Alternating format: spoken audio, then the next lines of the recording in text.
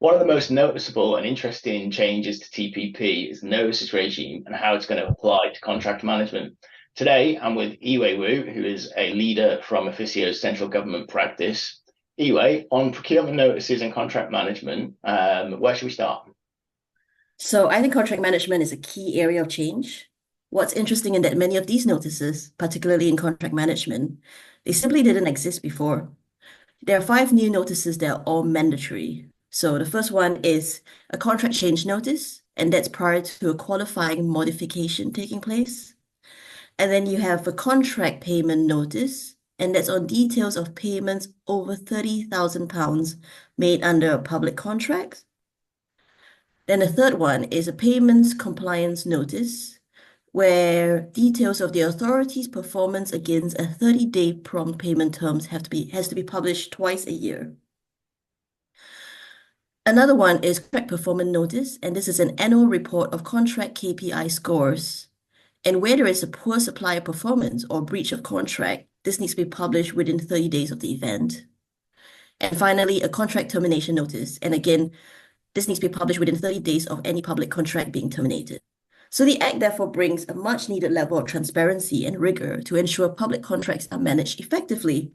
And authorities will need to make sure that commercial teams are adequately resourced and systems are in tune to comply with this increased level of reporting.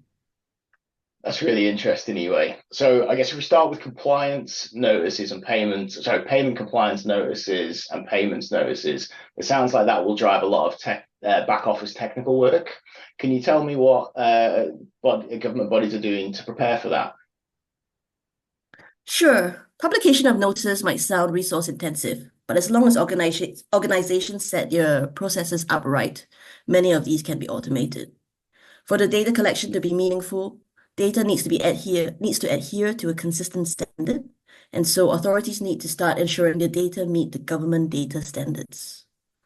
And finally, commercial managers need an adequate level of data fluency so they understand how to collect and analyze data effectively. Wow. Okay. So I'm also keen to understand the internal processes that a buyer or commercial manager would need to go through to feel comfortable with issuing a performance notice without exposing the authority to too much legal risk of challenge. Yes, that's right. Publishing supplier KPI scores on the central digital platform gives a level of transparency that aims to drive improved accountability. And there is significant consequence in that suppliers that are consistently underperforming can become debarred. And so measurement of performance needs to be very robust, and KPI reporting needs to be done routinely to ensure data is quickly accessible to produce failure reports. I expect commercial managers will come under pressure from underperforming suppliers to consider mitigations of underperformance. And so, where mitigations are given, the authority needs to constantly review and ensure this does not become a pattern. Otherwise, consistent poor performance will also still go under the radar. Thanks, Yue. I think what you've done there really well is just spelled out the increased role for contract management in government in order to make TPP a success.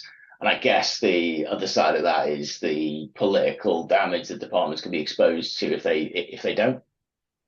I hope you all enjoyed today's microcast. Please like, share, and comment below.